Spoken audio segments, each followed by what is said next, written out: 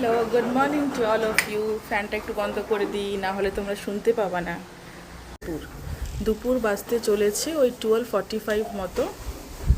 আর আমরা ঘুম থেকে উঠেছি হলো গিয়ে তোমার ওই 11টা, সকাল 11টা। কারণ কি সকাল 4টের সময় আমরা ভোরবেলা 4টের সময় আমরা ঘুমাতে গেছিলাম। আর তাও 3:30টার সময় খিদা পেয়ে গেছিলো, আমরা ম্যাগি খেয়েছিলাম।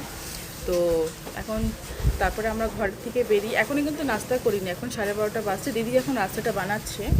আর দেখো লঙ্কার চারাগুলো আর দেখাচ্ছে। ধরো একটা ছোটো একটা বাচ্চা আছে এখানে, ওই দেখো সুন্দর খেলা করছে, ওই যে কোলে বসা, যে বাচ্চাটা সবসময় আমি ভালোবাসি যাকে আর কি, স্কুল থেকে এসে।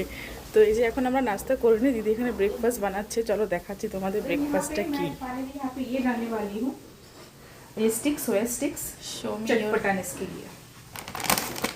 তো এটা হচ্ছে যে দিদি এখন ব্রেকফাস্ট বানাচ্ছে, আর এটা দিয়ে বানাবে।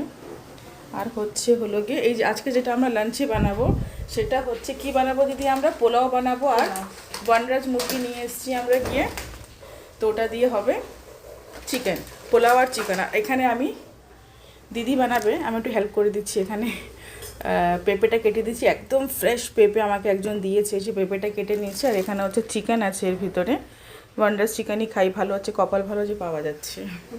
তো এইদিকেও রিলস হচ্ছে ফেসবুকে দেওয়ার জন্যে। তো এখন নাস্তা করিনি, নাস্তা করব, তারপরে দুপুরে লাঞ্চ হচ্ছে যেটা বললাম আর কি, পোলাও, চিকেন, স্যালাড, পাঁপড়, এইসবই আর কি।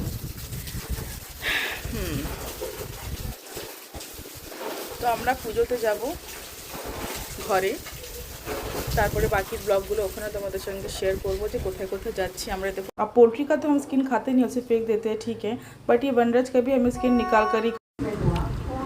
This is our breakfast.